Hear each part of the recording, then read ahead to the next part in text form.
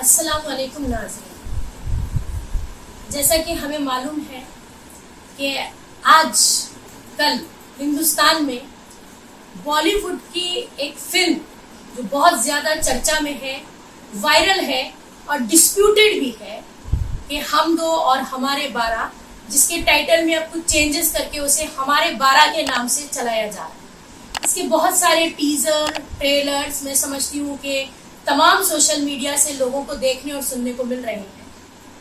तो मुझे ऐसा लगता है कि एक ऐसा इशू है जो हिंदुस्तान में रहने वाले 30 करोड़ लोगों के सेंटीमेंट से जुड़ा हुआ है और इस पे हमें खुलकर बात करनी चाहिए। इस पे खुल के बात करने की एक वजह यह भी है कि इस्लामोफोबिया इन बॉलीवुड, मैं समझती हूँ कि दिन ब दिन ये चीज़ जो है वो अब बहुत ज़्यादा आम होती जा रही है। हमें मालूम है कि 10 साल से एक हेट एजेंडा जो काम कर रहा है हिंदुस्तान में, जिसने पॉलिटिकली हिंदुस्तान को पहले कैप्चर किया और उसके बाद फिर धीरे धीरे तकरीबन सभी इंस्टीट्यूशन जो है वो सैफ्रोनाइज होते चले गए और आज एक माध्यम जिसे हम एंटरटेनमेंट का मानते हैं और एक बहुत बड़ी इंडस्ट्री जिसको हम बॉलीवुड कहते हैं, वो भी इससे नहीं बचा हुआ है। चाहे हम कश्मीर फाइल्स उठा लें, केरला स्टोरी उठा लें, लिपस्टिक अंदर बुर्का उठा ले, या फिर 72 हूरे उठा ले, या फिर हम दो और हमारे 12 को उठा ले। ये वो तमाम फिल्में हैं जो एक पर्टिकुलर कम्युनिटी को, एक पर्टिकुलर आइडेंटिटी को न सिर्फ टारगेट करती हैं बल्कि उन्हें डिफेम करके, उनको ह्यूमिलिएट करके, उनको सप्रेस करने की कोशिश है।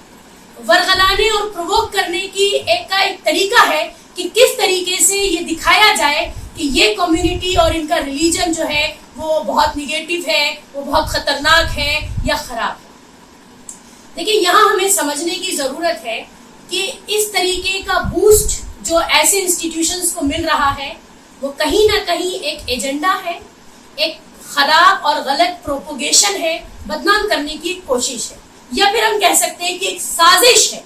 एक साजिश, एक क्या कहते हैं कि सुलझी प्लान की हुई, सुलझी समझी एक स्ट्रैटेजी बनाई जा रही है। क्योंकि एक मेजॉरिटी माइनॉरिटी अगर देखा जाए, जो मेजॉरिटी में प्रेजेंट है वो माइनॉरिटी आज के टाइम में हिंदुस्तान में, और एक बड़ा ह्यूमन रिसोर्स मैं समझती हूँ कि मुसलमान हिंदुस्तान में प्रोड्यूस करता है। लेकिन मुसलमान चूंकि उसूल पसंद होता है और मुसलमान की जो आइडियोलॉजी है वो इतनी ज्यादा कॉन्क्रीट और अपने आप में इतनी ज्यादा साफ सुथरी है कि बहुत सारे ऐसे अलग प्लेटफॉर्म्स हैं, बहुत सारे ऐसे इंस्टीट्यूशंस हैं कि उसमें बैठे हुए लोगों को लगता है कि इनको किसी तरीके से हमने दबाना है। अभी यहाँ पे एक सवाल ये उठता है कि अगर एंटरटेनमेंट के माध्यम से या बॉलीवुड भी इस तरीके के एजेंडे को प्रमोट करता है तो क्या ये हमारी अहम जिम्मेदारी नहीं बनती कि हम इसको कॉन्ट्राडिक्ट करें, हम इसका रिएक्शन शो करें? क्योंकि हमें लगता है कि कोई भी प्रोपोगेशन जो किसी को गलत साबित करने की कोशिश कर रहा हो, झूठ दिखाने की कोशिश कर रहा हो, हमें उसे एक्सपोज करना चाहिए। एज ए इंडियन सिटीजन ये हमारी मॉरल ऑब्लिगेशन। इसके बाद सवाल उठता है कि जब इस तरीके का हेट, इस तरीके की गलत, निगेटिव, एथिकल, अनएथिकल चीजें हमारे सामने आती हैं, तो ऐसे में वो पॉलिटिकल पार्टीज या वो लीडर्स या वो लोग जो पावर में बैठे और अपने आप को सेक्युलर कहते हैं, वो आखिर चुप क्यों?